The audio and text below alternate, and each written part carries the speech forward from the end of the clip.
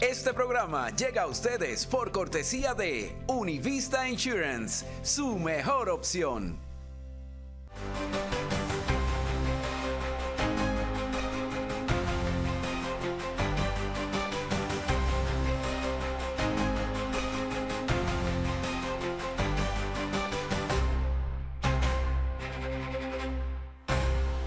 ¿Qué tal? ¿Cómo están? Muy buenas noches. Les habla Marian de la Fuente. Bienvenidos a De Buena Fuente con Marian.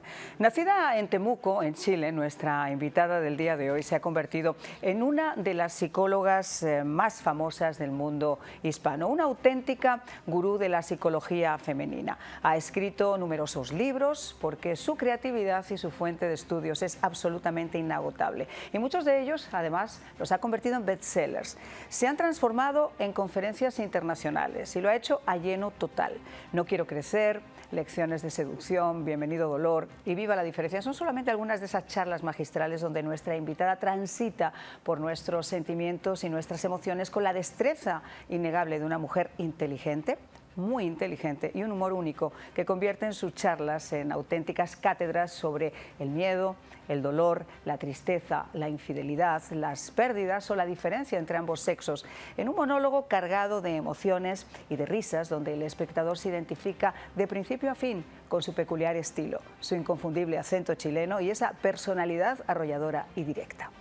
Y quizá por eso de que es aconsejable vivir las emociones y además hacerlo en primera persona para poder incorporarlas después a los estudios sobre otros. Ella misma ha experimentado también en carne propia muchos de esos sentimientos y esas emociones a lo largo de toda su vida. Experiencias que la permiten asegurar hoy día que a pesar de las adversidades hay que atreverse a vivir, vencer el miedo, alejarse de la gente tóxica, vivir la diferencia si es que eres un hombre o una mujer, dejar de cohibir las emociones, romper el tabú que nos impide hablar de la muerte y levantarse a diario con una actitud positiva, con una sonrisa en los labios y agradecidos realmente con la vida. Tan agradecidos como puedo estar yo en esta noche presentando a esta mujer a la que admiro profundamente porque el lugar que ha sabido ganarse entre el público hispano con mucha dedicación y esfuerzo le han convertido en toda una estrella, haciendo guiños a la vida y dejando que ésta nos sorprenda y a quien de forma personal me honro en llamar amiga, la gran Pilar Sordo, que en su gira y a su paso por Miami, donde ha estado presentando con lleno total su conferencia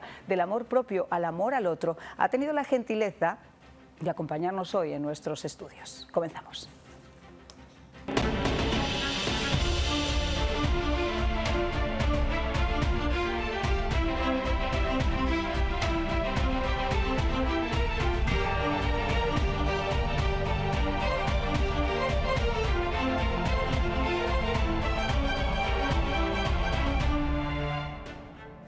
Bueno, pues ya les decía que estamos hoy de tiros largos porque nos acompaña nuestra queridísima Pilar Sordo. Pilar, qué gusto que nos acompañes. Preciosa mía, gracias por esta invitación, gracias por esa presentación, por tanto mimo, por tanto elogio, por cosas que yo no reconozco en mí, pero que gracias por verlas y por decirlas. Muchas gracias. Contigo podemos hablar, no una hora, 10 horas si quisiéramos, pero yo creo que empecemos por esta conferencia magistral que acá has venido aquí a presentar en Miami. Del amor propio, era del amor propio al amor al otro. Cuéntanos un poquito. Bueno, esta es una investigación. Yo he hecho en mi vida profesional, he construido como dos modelos para trabajar amor propio. El primero duró hasta el 2016, más o menos, porque al final descubrí, producto de una situación personal, cuando intenté aplicarlo, que era un modelo muy básico y muy simple de trabajar, simplón, digamos, no simple. Entonces elaboro otro mucho más complejo, más profundo, que es el que vine a contar y que tiene que ver con entender primero todas las creencias erróneas que tenemos con respecto al concepto de amor propio, donde asumimos que es egoísmo, donde asumimos que es soberbia, donde asumimos que si yo trabajo amor propio me voy a transformar en alguien complicado para el sistema, donde además lo femenino, no solo las mujeres, sino que lo femenino en estricto rigor conceptual, tiene más deudas con el concepto que lo masculino, porque los modelos patriarcales y judeocristianos nos afectaron mucho más en nuestra capacidad para amarnos a las mujeres que a los hombres o a lo femenino. Entonces, creo este modelo que deriva un poco de entender cómo entendemos el amor los latinos y los hispanos, y desde ahí cómo nos hacemos cargo también de mirarnos a nosotros y de ser conscientes de tomar decisiones desde nosotras y no desde lo que la presión... ¿Cómo tomamos el amor los hispanos, Pilar? Como Luis Miguel, digamos. O sea, con esa sensación de bolero torturado, de que si me deja me muero, de que desde la carencia, tenemos un amor basado en el sufrimiento, en la carencia, en el aguante, en ese personaje de la teleserie que es tonta, buena y pobre, digamos, pero que aguanta la infidelidad del tipo, que es súper guapo, millonario y con poder, donde esa mujer en la teleserie queda ciega, le roban al bebé, son infieles, o sea, esa concepción Drama. de que la mala lo pasa increíble en la teleserie, muere quemada, pero qué importa si lo pasó increíble en la vida, digamos, la otra... entonces, toda esta cosa como sufriente... El sufrimiento, ¿no? Asociado al amor, yo creo que desde el tango, el mariachi, todo aporta a que sea todo muy sufrido. Entonces, cuando eso se me devuelve hacia mí y yo quiero amarme, también pareciera que tiene un costo alto en esta sensación de que voy a tener que pasarlo mal para llegar a quererme. Y esa es la vuelta que yo elaboro con este modelo de 4 dimensiones, que son el autoconocimiento, la autoaceptación, el autocuidado y la autoprotección. Cada una es más difícil que la otra de trabajar, y un modelo que además es inagotable porque a uno cuando tiene las respuestas en la vida te cambia las preguntas. Claro. Ahora, Pilar, ¿vivimos el amor de la misma manera los hombres que las mujeres? ¿O las mujeres somos como más de retener esos sentimientos y al tipo, bueno, sí, llora un ratito, pero ya? Yo diría que el amor en sí mismo hoy día lo estamos viviendo bastante parecido en esta base sufriente que yo te planteo, pero es verdad que lo masculino da vuelta a las páginas mucho más rápido que lo femenino. Sin embargo, tengo que aclarar que eso también es muy generacional, porque las mujeres jóvenes hoy tienden a funcionar muy, entre comillas, masculinamente en lo que estoy diciendo, como de dar vuelta a las páginas y avanzar más rápido también. ¿Sueltan más rápido? Sí, las mujeres jóvenes sueltan mucho más rápido que mi generación, que es una generación de transición, y mucho más que mi mamá, digamos. Han ido como aprendiendo a soltar, y los hombres han ido aprendiendo a cuidar y a retener también. Entonces se está provocando en la generación de los 20 y tanto, porque ya hacia abajo se desordena de nuevo, una cosa muy interesante de compartir y de cierto equilibrio en las responsabilidades emocionales, tanto dentro de la casa como fuera de la casa, tanto en el mundo privado como en el mundo público. Ya en las generaciones más jóvenes aparecen cosas que para mí son como preocupantes, que tienen que ver con cierta agresividad en el contacto de lo femenino, con mucha melancolía en el tema de lo masculino, con como un cierto desencaje en el encuentro, que bueno, que tendrán que ajustarlo, pero que está siendo preocupante en la forma de interactuar. Fíjate, yo tenía aquí algunas frases, me las acabas de decir, porque tienes razón, mientras más haya desarrollado el hombre su lado femenino, más y mejor será capaz de poder entender dos o más cosas a la vez. Y es cierto. Yo a veces me pasa y me enojo, porque digo, pero hombre, si te lo he explicado, pero yo sé que él estaba en otro canal en ese momento y no puedo pedir que haya 2 canales alternativos. Nosotros las mujeres, y no es por ser más o por ser menos, pues sí tenemos la capacidad de estar mucho más abiertas a otras cosas. No tiene juicio, es igualmente complicado, positivo o negativo, ambas posiciones, digamos, no tiene juicio de valor. Y yo creo que eso ha ido modificándose un poco con la intromisión de la computadora en primera instancia, y ahora el celular, donde la multifocalidad, que era un tema neurológicamente probado como en los cerebros femeninos, también está empezando a ocurrir en lo masculino, sobre todo además en personas que practican la meditación y que tienen como estos silencios neuronales que se producen en la meditación, que hacen que también estas conexiones de neurotransmisores aumenten, y que por lo tanto esa eficiencia o esa capacidad de concentrarse en distintas cosas se pueda profundizar, o que se logre en ambos géneros, digamos. Yo recuerdo una conferencia tuya maravillosa en la que decías que las mujeres somos de retener tanto que retenemos desde la hoja de lechuga en la nevera, just in case, hasta la celulitis. Todo, el estreñimiento, la constipación, el uso de laxantes, todo. El recuerdo, la buena memoria. Lo femenino es muy retentivo, corporal y físicamente estamos diseñados para retener, si no, no podríamos tener bebés, digamos, ¿no? De hecho, no es casual que haya una generación muy grande, una tendencia muy grande en mujeres jóvenes a estar perdiendo bebés hoy, producto de todos estos cambios también. Entonces, sí, nosotros tendemos a retener y por eso que nuestras grandes tareas en la vida es aprender a soltar, a dejar de sentirnos indispensables, a pedir ayuda, a decir no puedo, no sé, no quiero, aprender a decir no, que es una de las grandes dimensiones del amor propio, aprender a poner límites, a poder decir yo esto no lo quiero hacer, necesito que me ayuden o esto no lo sé cuesta, hacer. ¿no? ¿Y cuántas veces te juzgan? Porque cuando uno ya ha ganado, no sé si la autoestima o ese amor propio del que tú hablas, de decir, ¿sabes el qué? Esto no es una situación que me gusta, no es una situación por la que yo quiera pasar y no. Aprendí a decir que no y es no, pero entonces tienes la parte del que está a tu lado, el que está alrededor, que dice, oye, pero ¿y cómo es posible que hayas dicho no en este momento? No, te volviste difícil. Sí. Por Dios que has cambiado. Sí. Todas esas frases, pero el por Dios que ha cambiado nunca es un elogio, siempre tiene soslayada una crítica. Como el pero. Antes eras tan distinta. Sí, porque la verdad es que antes yo decía que sí a todo y era complaciente y a lo mejor tenía miedo al rechazo o al abandono. Entonces ahora que estoy afirmada en mí, ya sé lo que valgo, sí, claro, me vuelvo complicada, me vuelvo difícil en el contexto de la interrelación con aquellas personas que compraron lo que yo vendí, porque además es responsabilidad mía, ¿no? Entonces la gente compra lo que uno vende. Si yo vendía la complaciente durante muchos años y de repente empiezo a entender, producto de mucho sufrimiento, de que me pasaron a llevar, de lo que sea, empiezo a ponerme desde mi lugar, claro que voy a tener roces o conflictos que bien vale la pena vivirlos si esos roces o conflictos te llevan a estar en paz o a trabajar el logro de tus sueños, que me parece que son las dos cosas a las cuales uno nunca puede renunciar. Yo creo que es que hemos idealizado, Pili, y tú eres la experta, pero creo que hemos idealizado muchas cosas. Vivimos a lo mejor en un mundo donde las imágenes que hemos ido percibiendo, las experiencias de nuestros padres, han ido alimentando también lo que nosotros en un momento dado podemos ser. La teoría del príncipe azul, que yo digo que muchas veces los príncipes azules los besas y se convierten en sapos, sí. Pero el príncipe azul existe y vive en el mismo mundo en que habitan las mujeres que no rompen las bolas. Bueno, esa frase no es mía. Ajá. En Argentina alguien la elaboró. Es buenísima. Sí, la frase es muy buena, pero no es mía. Y me la pusieron como que yo era la autora y en todas partes aparece... Ya, no es mía esa frase. Bueno, aclarado que la del príncipe azul no es de Pilar, no es mía, pero aprovecho sí que eres la experta. Sí es verdad que tenemos una construcción de lo masculino que se ajusta poco a la realidad.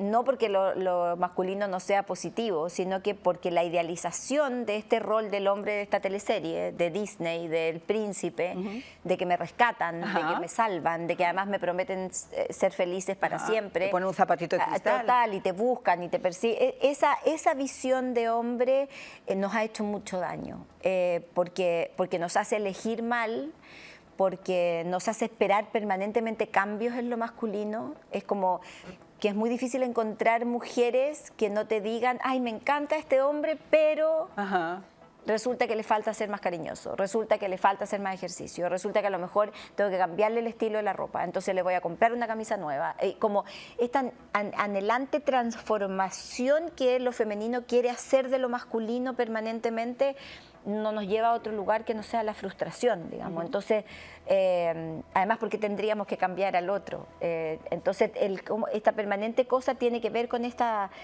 nostalgia de este cuento en el inconsciente colectivo, de este príncipe que viene, como bien digo, a salvarme o a rescatarme o a hacerme feliz, cuando la responsabilidad de ser feliz es mía. Nadie tiene que hacerme feliz a mí en la vida, nadie me tiene que cuidar, me tengo que aprender a cuidar yo, independientemente de que en una relación de pareja nos cuidamos mutuamente, pero no tiene la función hacia mí en forma exclusiva. Fíjate, esta frase sí creo que es tuya y además me encantó porque yo creo que es una de las grandes diferencias entre el hombre y la mujer. Lo que más seduce a un hombre es ver a una mujer contenta. Ah, total. Dime que no. No hay mejor curva que la sonrisa. Sí, yo creo que sí. Sí, yo estoy de acuerdo con eso. Creo que que la sonrisa o el poder ver, o sea, desde lo masculino, vernos contentas. Si una mujer agreta, igual que un hombre agreta, se aguanta un ratito, Sí. pero sí como que a la larga tiene fecha de caducidad. Total, total. Es que yo además creo que estamos en un mundo tan desafiante, Marian, tan difícil de interrelacionarse, un mundo tan líquido, tan livianito, tan de dejar en visto, tan desechable, que el buen humor, que el compromiso emocional, la responsabilidad emocional, palabra que se está usando mucho hoy desde la psicología, es determinante, y ahí lo único que te permite salvarte del ghosting, de que te dejen y no te vean más o qué sé yo, es el amor propio. Si uno no se para en uno, es muy difícil resistir los temporales de irresponsabilidad afectiva que hoy día estamos viviendo en esta cosa del next, del scroll, que es como el match del Tinder, digamos, donde lo dejo, me gusta, como ¿para qué te contesto si no fue tan importante? Como no contestes de inmediato para que no te vea como ansiosa, entonces hazte le interesa. Una cantidad de estrategias que al final desvinculan o descomprometen o dañan tanto los vínculos emocionales hoy, que el amor propio es la única salida. Absolutamente. Vamos a hacer, si te parece, una pausa, pero más adelante seguimos con nuestra queridísima Pilar Sordo. Vamos a hablar de la muerte, vamos a hablar de todas esas personas que usted se encuentra a su alrededor y que pueden realmente vulnerar ese amor propio, que son las personas tóxicas. Vamos a tener todavía un buen ratito de conversación, ya regresamos.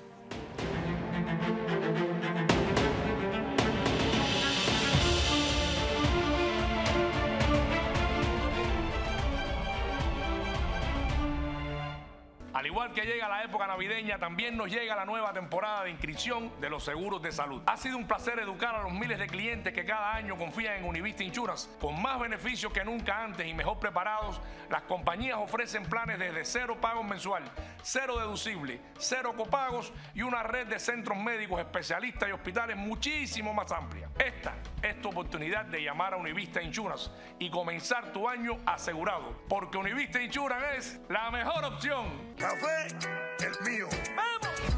Cafecito es mío. Sin él me desespero. Si me falta en la mañana, juro que me muero. Café es mío, café. Café es mío, café. Café es mío, café. Eso y tiene este. Cafecito es mío. Es lo que yo quiero. Con su aroma bien cubano. Eso y tiene este café.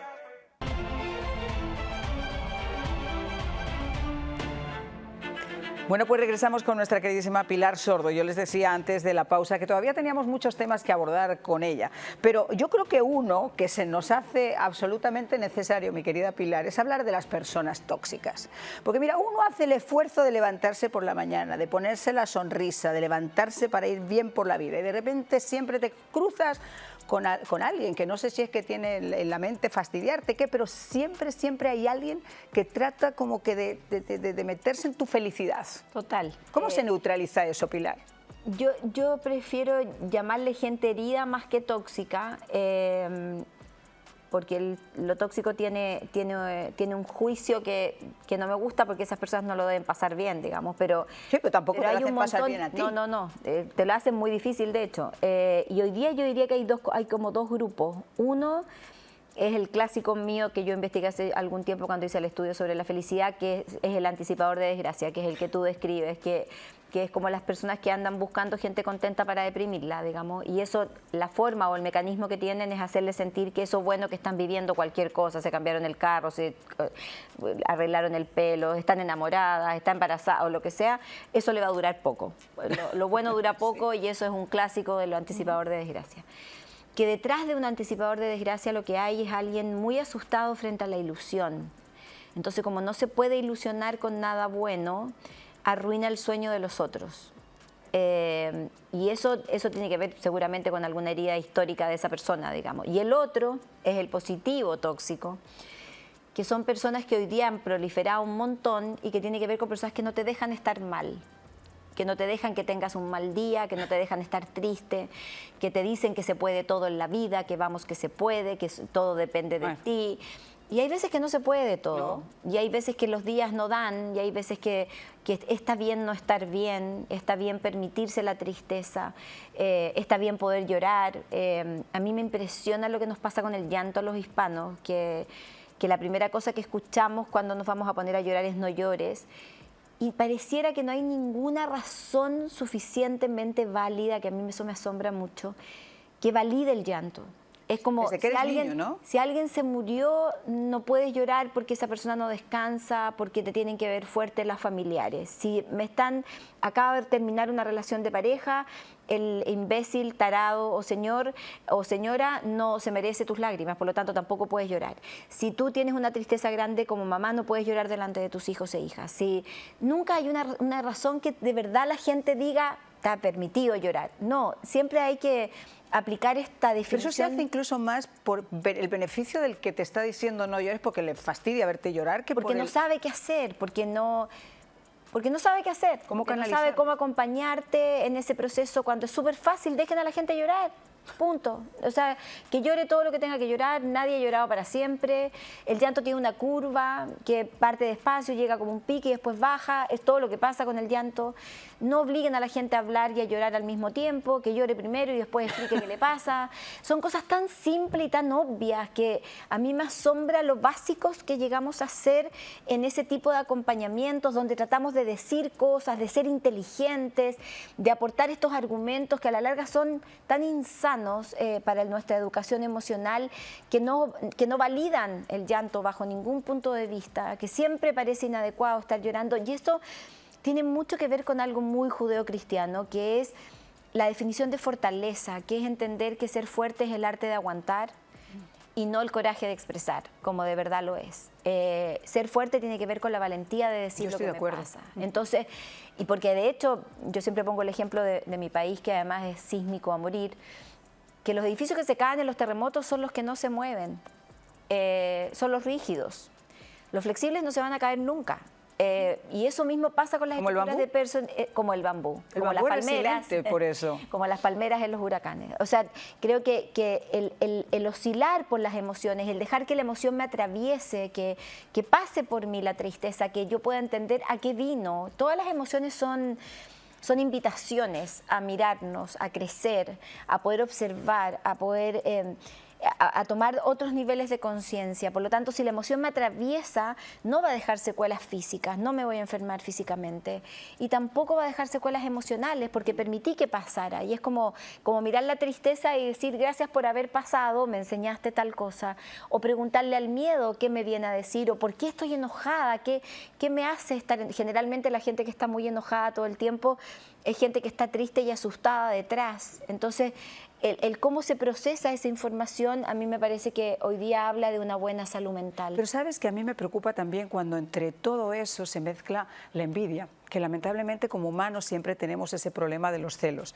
Y cuando tú encuentras esos anticipadores de desgracias o esos tóxicos, que no te gusta la palabra, esas personas que sufren, lo que sea, desde afuera tú puedes tratar de bloquear o de canalizar esa situación de otra manera, alejándote. Pero ¿qué pasa cuando todo eso a lo mejor te lo encuentras dentro de tu propia familia?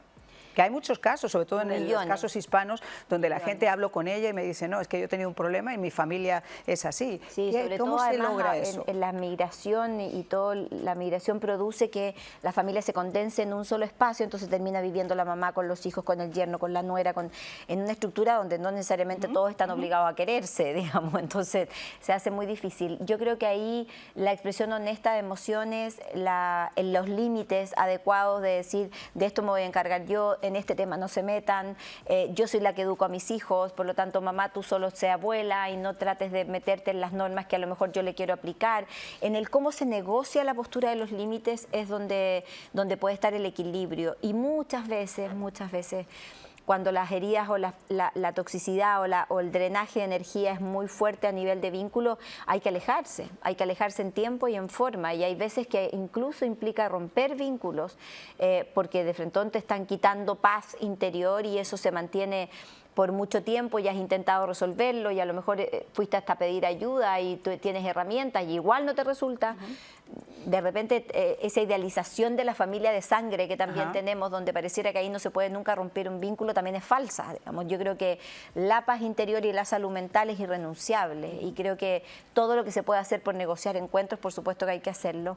Pero una vez hecho todos esos intentos, si no resulta, creo que el alejamiento, el drenaje, el cómo me doy tiempo para estar y al mismo tiempo cuidarme a mí misma, me parece que es la salida de una salud mental un poco más estable y duradero en el tiempo. Pilar, yo quería abordar contigo un tema del que se habla muy poco. No sé por qué todavía seguimos teniendo ese tabú para hablar de la muerte, para hablar de esas experiencias que pueden acompañar el proceso de pasar de plano, de morirte.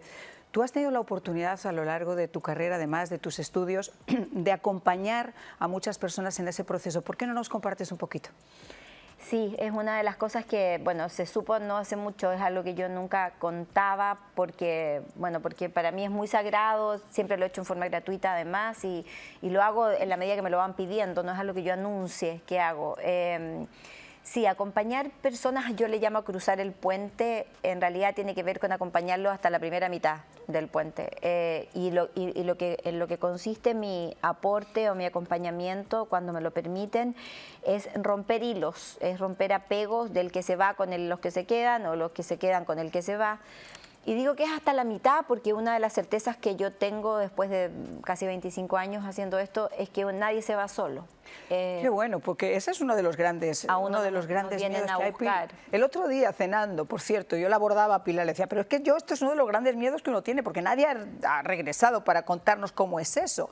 Entonces, que haya alguien que nos pueda... Mira, yo hay un libro muy interesante que leí hace un tiempo, Más allá de la luz, que es un libro muy viejo, pero que relata realmente las experiencias de diferentes hombres, mujeres, niños, de diferentes culturas, acentos, geografías, y todos te hablan de ese proceso donde se ve una especie de túnel o un puente, un túnel y una luz inmensa al final y una sensación de felicidad inmensa. A mí eso personalmente me tranquilizó. Por supuesto. Sí. Cuéntanos un poco. Yo creo que bueno, yo he estado en experiencias conmigo propias muy coqueteando con la muerte un par de veces, pero sí puedo dar fe de que hay, sobre todo en procesos de enfermedades terminales o procesos de partida más largos, no estoy hablando de un infarto cardíaco, un accidente de carro, que cuando me ha tocado acompañarlos en procesos ahí es todo mucho más rápido. Lo que sí hay que hacer para soltar es mucho más rápido. O sea, hay como reglas para aprender a soltar en esos momentos. Porque al final uno se va bien parecido a cómo ha vivido. El que vivió como apurado, parte apurado, el que se ha dado tiempo para digerir cosas, también tiene una partida, el que quiere irse solo se va a ir solo, aunque haya mucha gente a su alrededor, porque el alma, que no es lo mismo que la estructura mental, que no es lo mismo que las emociones, el alma elige o decide, mejor dicho, porque tiene mucha información adentro, decide cuándo se va, con quién, quién quiere que esté a su lado o nadie o alguien, puede esperar por horas a que llegue alguien de un viaje, sentir su mano y partir. El alma va armando su diseño para partir y para contribuir a que esa estructura corporal y mental suelte, para que esa alma pueda salir. Y ahí influyen tus seres amados que están al otro lado, por eso yo no creo en la muerte como concepto, que de alguna manera asisten o contribuyen a que ese proceso de soltar no sea tan atemorizante o tan... O sea, podemos decir complicado. entonces que esas almas, presencias, están ahí en el momento que uno parte. Sí. Y tú tienes como facilitadora en ese caso de ese proceso la posibilidad también de comunicarte de alguna manera con ellos. Hay veces que yo intento, así como cuando le digo a los enfermos de cáncer o a alguien que tiene un familiar con Alzheimer o con pérdida de conciencia, que entiendan que el alma está sana. El enfermo puede tener cáncer, pero el alma está sana, el alma no tiene cáncer, el alma no tiene Alzheimer. Por lo tanto, si yo me comunico ahí, si me comunico a la esencia de ese ser, yo llego a poder hablar desde ahí. Y desde esa misma energía que yo intento comunicar ahí o llegar ahí, también puedo pedirle, si esa persona me está diciendo, por ejemplo, está mi mamá, o veo a mi papá, o veo al ángel de la guarda, en el caso de muchos niños que lo codifican como una energía luminosa. Y yo le puedo decir a esa mamá, está listo, o acompáñame, o ayúdame a llevarlo, o espérame un rato porque tengo que resolver otra cosa acá, etc. Eso se puede hacer. Energéticamente uno siente... Cuando la persona te lo permite, por supuesto, uno puede sentir la energía de esos seres cercanos que están asistiendo y que están ahí a disposición para contribuir en ese traspaso, digamos. Generalmente mi trabajo, entre comillas, llega hasta cuando me dicen que ven a personas que están ahí, que son familiares. Yo ahí entiendo que mi posibilidad de intervenir ya es muchísimo menor, porque el poder de esa luz es infinitamente, obviamente, superior a lo que yo pueda hacer desde acá.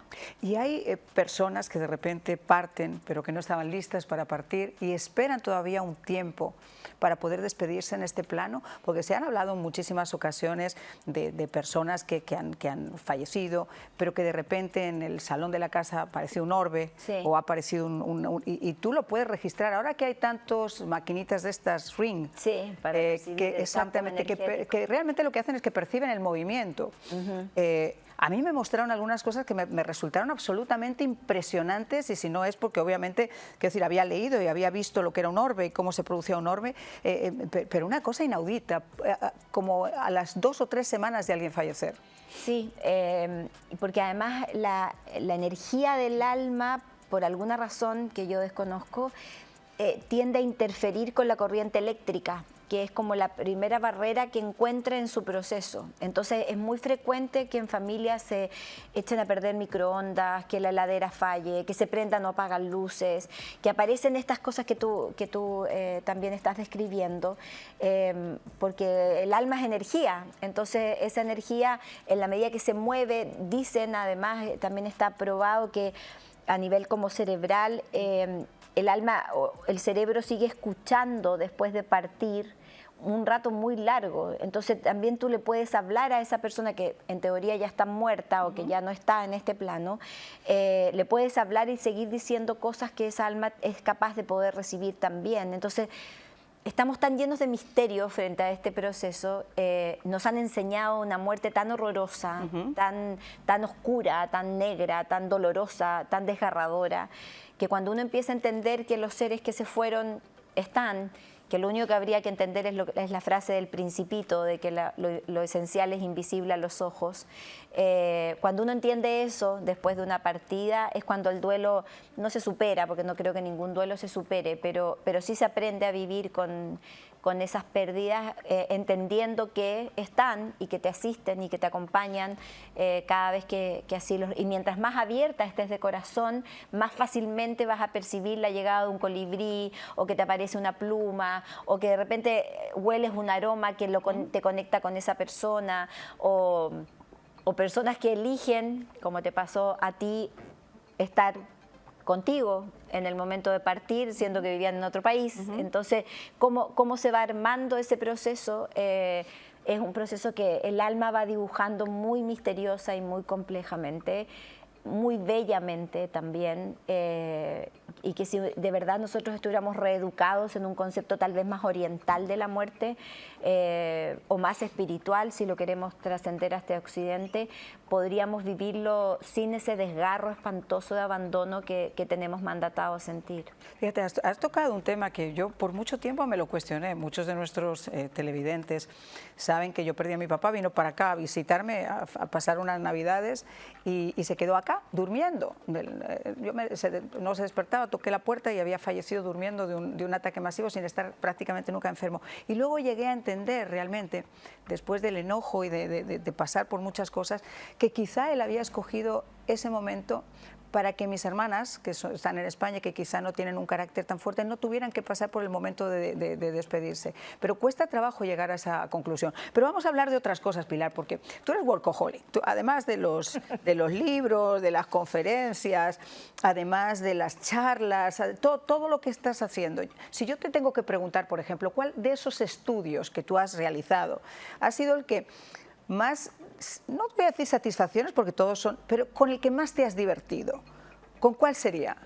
Divertido. Porque los seres humanos somos complejos. Yo cuando veía lo de Viva la Diferencia, claro, por ejemplo... es que divertido sería esa investigación. Yo creo que como diversión, o sea, porque además es la investigación más larga que yo he hecho. La hice en un minuto donde la historia de la humanidad, el mundo latino, digamos, necesitaba esa codificación. Creo que hoy, cuando yo miro esa investigación, hay muchas cosas que hay que tenerlas y mirarlas con cuidado desde lo generacional, desde lo cultural, de cómo cambió el tema de lo femenino y lo masculino con el tiempo. Incluso hay cosas de ese libro que parecen machistas hoy día. pero como divertido, como de autoconocimiento, sin duda que ese Yo libro recuerdo para experiencias mí que te fue contaron. muy divertido. Cuando te contaba Pasé alguien muy que iba al mall, que las Claro. mujeres somos así, ¿por qué no lo contamos a nuestro...? Pasé mucho tiempo en camerines de tiendas, de hombres y de mujeres, pero particularmente siempre cuento la historia de una zapatería que era como la clave de que entrábamos las mujeres y decíamos, ese zapato rojo que está en la vidriera, ¿lo tienes en azul? Entonces el tipo decía, no, está en rojo, por eso está en la vidriera. Bueno, pero lo tienes tacón alto y no el taco bajo que está... No, es que está del tacón alto. Y siempre era como el zapato que no existe, digamos, para poderlo pedir, y como que el que me compro es porque ya me acomodo a algo, pero no es el que yo tenía 100% en la cabeza. Bueno, eso también pasa con las parejas, ¿no? En ciertas estructuras es más o menos lo mismo. Es como me encanta este hombre, pero... Pero, por ejemplo, las mujeres tenemos algo que a mí me quedó mucho de esa charla y me di cuenta que es que yo soy así. Tú vas con una persona al mall y ves algo en el escaparate y te miras, ¿te acuerdas? Y te gusta. Sí, pero y entonces te vas y entonces ¿por qué no me lo compraste? Y es verdad, somos a veces, las mujeres somos un poquito más complejas, ¿no? Sí, el hombre quizás es más simple. Hemos ido haciéndonos más prácticas, en la medida que hemos ido haciéndonos más prácticas, toda esta estructura que la que tú describes se llama pensamiento mágico en la investigación, ha ido cediendo y yo ya puedo decir lo que necesito y lo que quiero, o me lo autocompro o lo pido directamente en forma mucho más clara y más directa a lo largo del tiempo. En eso la generación es mi generación, que es una generación de transición, ya la de mis hijos lo tiene absolutamente casi resuelto, y las más jóvenes ni hablar. La de los más jóvenes están casi en el punto de la exigencia, están en el cuento al revés, que me parece igual de preocupante, pero creo que hemos ido aprendiendo a negociar, y también lo masculino ha ido aprendiendo a pedir, a decir lo que siente, a mostrarse en una nueva masculinidad más, entre comillas, emotiva, o más relacionada, conectada con las emociones, con el quehacer, con el compartir deberes, con el dejar de decir ese hombre me ayuda en mi casa o me ayuda con los niños, asumiendo que es una responsabilidad femenina, cosa que no es, sino que ya comparte deberes, comparte tareas, y va en esta posición también de pedir ayuda o de decir esto no lo sé hacer, o estoy triste, o hoy día tuve un mal día, o lo que sea.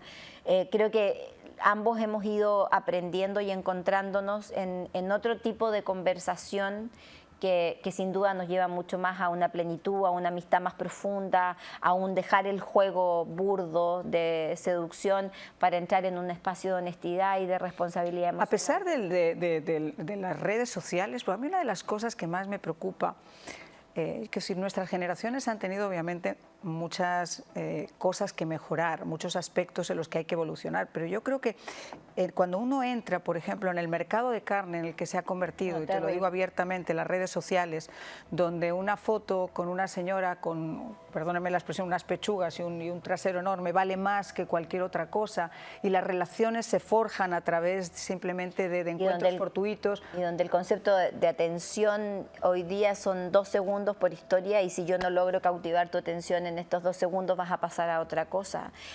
Sí, claro, yo creo que... Pero sobre todo las relaciones, Pilar. Total, los vínculos, así de rápido, de desechable, de liviano, de falta de responsabilidad emocional.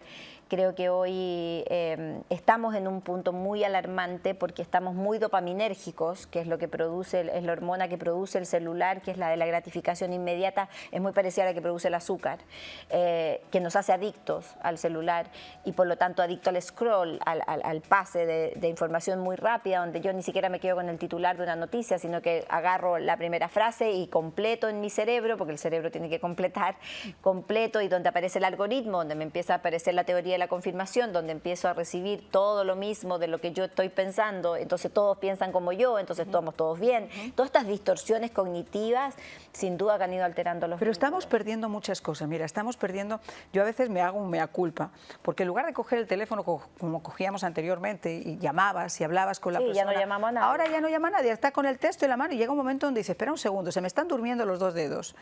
Con lo fácil que es darle a la... hola, ¿cómo estás? Estamos perdiendo esas costumbres. Y eso que comentabas tú de los emojis, que me parece también sensacional. No, claro, y las emociones las mantenemos a través de los emoticones, no llamamos a nadie para los cumpleaños.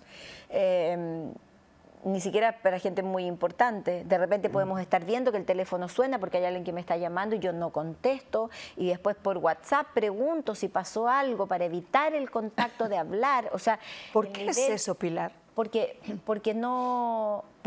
nos sentimos saturados, porque es tanta la invasión que produce la tecnología en mi vida, que se produce saturación de no querer demasiado contacto. Entonces lo evito, mando regalos para un cumpleaños donde mando una torta, o mando globos, o mando, pero con emoticones, y yo siento que le mandé regalos y siento que la saludé cuando en realidad no hablé con ella.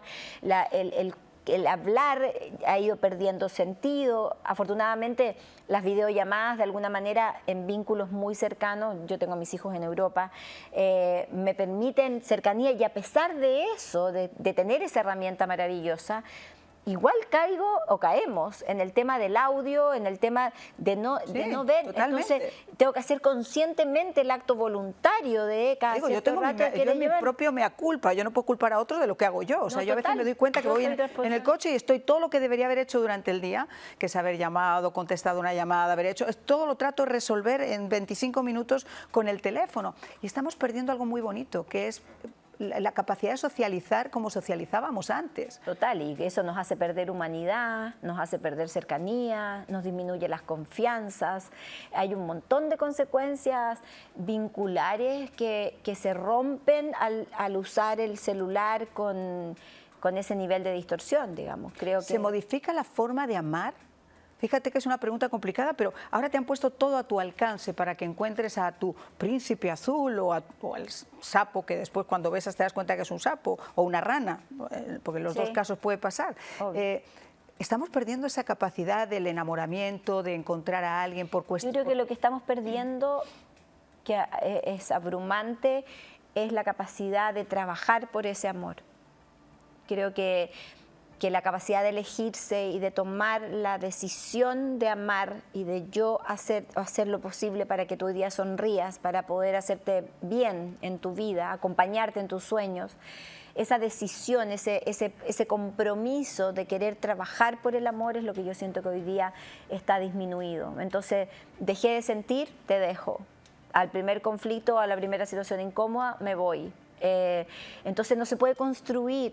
Y creo que eso es muy triste, porque creo que los vínculos satisfactorios son los que se construyen, son los que tienen conflictos, los que tienen conversaciones incómodas, y los que sobre esa conversación incómoda se puede resolver o colocarse en el lugar del otro para generar puntos de encuentro. Me parece que hacia allá... Yo creo que las donde hay que relaciones, ir. y ojo, creo que también tenían sus graves problemas, porque durante muchísimo tiempo la generación de nuestros abuelos, no sé si tanto ya la de nuestros padres, pero quizá también la de nuestros padres, había, por ejemplo, parejas o matrimonios que se mantenían más por lo social que No, por total. lo que... La honestidad hoy día es algo que yo creo que hay que valer, el amor propio para tomar se decisiones. trabajaba más por arreglar las cosas, quizá, ¿no? Así es, pero yo sí creo que hoy la honestidad es un valor. Creo que hoy día estamos menos dispuestos a vivir en la mentira o en el que dirán, si lo quieres poner desde el lado de lo social. Pero también siento que perdemos la capacidad de trabajar por vínculos a largo plazo y permanentemente. Entonces nos agotamos rápido, tenemos pésima tolerancia a la frustración, ni hablar de lo que llamamos la generación de cristal, a la cual tampoco le puedes decir demasiadas cosas porque ya tienden a ofenderse o a sentir que están criticando algo. Creo que los vínculos hay que trabajarlos, los vínculos importantes en la vida son los que se cuidan, son esas llamadas de hoy día pensé en ti, quiero que tengas una buena semana, o aunque no se vea demasiado, pero que hayan instancias en las cuales esos vínculos sean capaces de mantenerse. Me parece que es lo que nos va a terminar salvando como humanidad, lo demás todo se fragmenta. Pilar, mi abuelita tenía un dicho que decía, el que hace un cesto hace cientos. Yo no sé si a lo largo de la vida esa idea de que las parejas tienen que ser monógamas y que a lo mejor no se debe perdonar un error, o sí se debe perdonar un error, yo creo que eso va a depender de la persona que tengas a tu lado, del pasado que haya tenido ese ser humano y quizá de su capacidad de demostrar que ha metido la pata. ¿La infidelidad es algo que debe perdonarse? ¿Cómo ves tú la infidelidad? Yo creo que depende del contrato que tenga la pareja. Yo creo que hay contratos de parejas en las cuales eso... Si no hay contrato, por ejemplo, en el tema hispano, y ahí sí tengo que decir, hay muchos casos donde muchas mujeres todavía con las que hablo, y me imagino que a lo mejor si hablara con los hombres sería a lo mejor igual, no lo sé, pero que sí, he visto y lo hemos visto públicamente. Cuando también, yo me refiero a ¿no? contratos no me refiero a que estén Sí, casados, me sí, sí, refiero sí.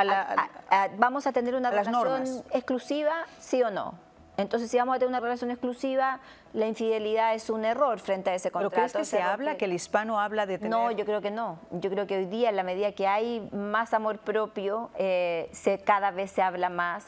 El extremo de eso es como el contrato prenupcial, ¿no? En términos de los ciertos códigos de funcionamiento. Pero creo que hoy día sí se puede establecer en una conversación de que esto yo no estoy dispuesto a transarlo. Ahora, una vez ocurrido el acto, digamos, creo que lo importante es poner en compensación el proyecto, la conversación, el cómo nos encontramos en ese proceso, cuánto te entiendo, cuánto te soy capaz, porque yo puedo decir que soy capaz de perdonar y no ser capaz de perdonar, digamos. Cuánto yo puedo decirte que te perdono, pero después te lo sigo sacando en cara. Entonces, cuánta honestidad conmigo primero para darme cuenta de, sí, yo te puedo perdonar, pero no quiero seguir contigo. Y esa es una opción. Te puedo perdonar y podemos volver a construir algo distinto, porque no vamos a volver a tener la relación que teníamos, pues la que teníamos ya se rompió. Entonces hay que volver a establecer otro contrato y volver a armar una nueva relación después de ese rompimiento. O puedo armar o rearmar en ese perdón contigo un esquema que nos permita sanarnos a los dos con ayuda terapéutica o con lo que sea. Yo creo que una herida de ¿Pero el infiel es desconfianza- reincidente, Pilar? No siempre. No siempre. Ahora, lo que sí hay un dicho en psicología que tiende a ser cierto, que es que lo que se permite se repite. Pero siempre y cuando esa frase es real, cuando no hay un trabajo de crecimiento y de asumir responsabilidades frente al acto hecho. Cuando yo me hago responsable y me hago cargo frente a lo que hice, lo reparo, pido perdón, resuelvo, concreto, me comprometo de nuevo, etcétera, no tendría por qué repetirse, pero esto siempre va a mediar en un proceso de duelo, donde el otro se me muere, donde tengo que decidir si lo quiero volver a elegir, así como lo veo, en esa crudeza del engaño, en el yo haber permitido eso también. Creo que es un interjuego donde la invitación al crecimiento de los participantes del tema es abismante y a veces absolutamente irreconciliable, y otras se reestructura, como digo yo, una nueva relación y una nueva forma. Pilar, qué gusto que estés con nosotros y hablar contigo. ¿Cuáles son tus planes ahora? Porque preguntar a Pilar Sordo qué va a hacer ahora es subirte en un avión con ella, hacer una parada técnica, cruzar el charco, volverte para acá. ¿Qué es lo que vas a hacer ahora? Bueno, regreso a mi casa después de salir de mi casa el 6 de octubre. Regreso a mi casa, estoy una semana más o menos ahí. Vuelvo a salir en noviembre a Argentina, a Colombia y a Perú.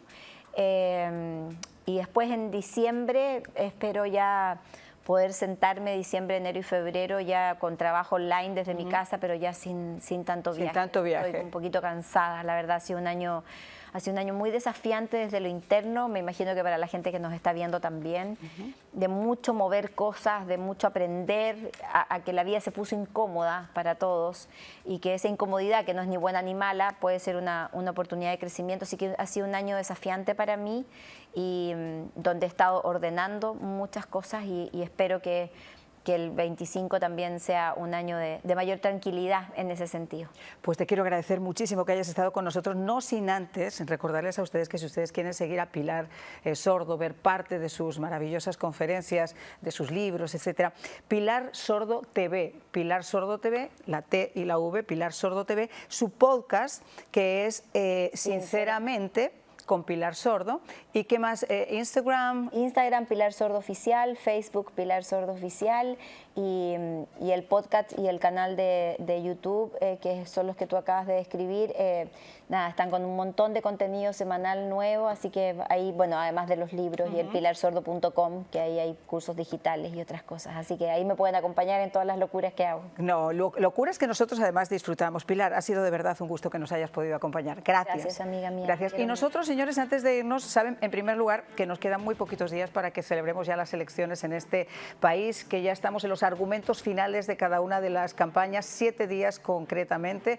Va a ser una jornada intensa la de ese martes, que les vamos a ir trayendo a minuto sobre lo que está ocurriendo. Pero antes también saben que se abre la campaña de inscripción para el Obamacare este próximo día 1 de noviembre hasta el 15. ¿Y cómo y dónde puedo inscribirme en Obamacare? Bueno, pues se puede inscribir van a verlo ustedes en sus pantallas, en healthcare.gov o en el mercado de seguros de Univista Insurance de su estado durante el periodo de inscripción abierta. Muchísimas gracias por habernos acompañado. Que pasen una felicísima noche y, si Dios quiere, nos vemos mañana. Chao.